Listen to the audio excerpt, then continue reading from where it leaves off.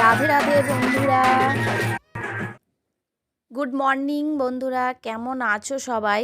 Babita blog চ্যানেলে নতুন একটা ভিডিওতে আবারও সবাইকে স্বাগত জানাই। আর এখন হচ্ছে সকাল 10টা।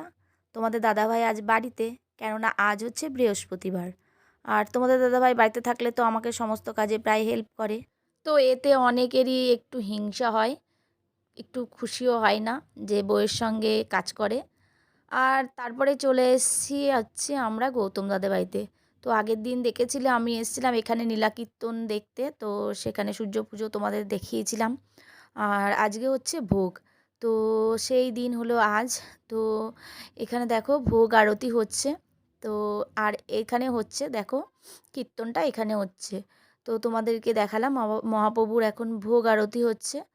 তো এখানে অনেক মানুষ এসছে দেখো, তোমরা দেখতে পাবে। আর আজকে এইবার একটু তাড়াতাড়ি হচ্ছে, সেই কারণে একটু কম লোক এসছে। তো প্রতিবার অনেক একটু দেরি করে হয়, কিন্তু ইনি হচ্ছেন আমাদের বাবা, মানে আমাদের গুরুদেব, আমাদের দীক্ষাগুরু। তো বাবা একটু অসুবিধার কারণে তাড়াতাড়ি চলে যাবেন বাড়িতে, সেই কারণে এই বছরটা একটু তাড়াতাড়ি করা হচ্ছে।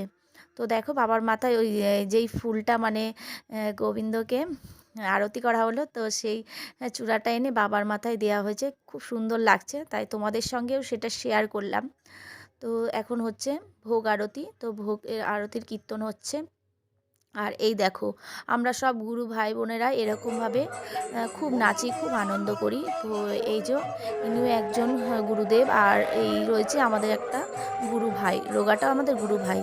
তো প্রভাত ভাইও খুব সুন্দর নাচে, আর খুব সুন্দর মানে কীর্তনও গাইতে পারে।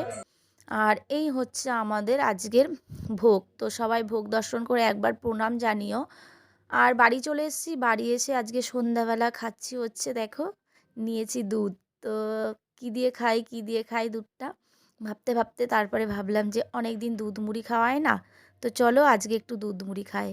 আর আমি দুধের মধ্যে ঠিক এইটুকু পরিমাণে মুড়ি নিলাম, আর একটু একটু করে চামচ দিয়ে খাবো। তো নরম হলে না আমার ঠিক ভালো লাগে না, তো আমি এইভাবে করেই দুধ মুড়ি খাই। তো তোমরা কমেন্টে জানিও কে কে এইভাবে খাও। আবার শেষ হবে তারপরে আবার মুড়ি নেবো, এইভাবেই খাই। আর চলো কিছু কিছু মানে খুশির মুহূর্তগুলো তোমাদের সঙ্গে একটু শেয়ার করি। তো অনেকগুলো সেলফি তুলেছিলাম, তো সেগুলো তোমাদের সঙ্গে শেয়ার করার জন্য ভাবলাম যে এই ভিডিওটা ছোট্ট হয়েছে, তো সেখানেই শেষে জুড়ে দিই। তো তোমাদের ভিডিওটা কেমন লাগলো সেটা অবশ্যই জানিও, আর কমেন্ট করো। যদি ভালো লাগে বন্ধুদের সঙ্গে শেয়ার করো। তো পুরনো বন্ধু যারা রয়েছে তাদেরকে অনেক অনেক ধন্যবাদ। আর যারা নতুন বন্ধুরা রয়েছে তারা অবশ্যই আমার চ্যানেলটা একবার সাবস্ক্রাইব করে দিও। তো বন্ধুরা আজকের মতো ভিডিওটা এখানেই শেষ করছি। তোমরা সবাই ভালো থেকো, সুস্থ থেকো।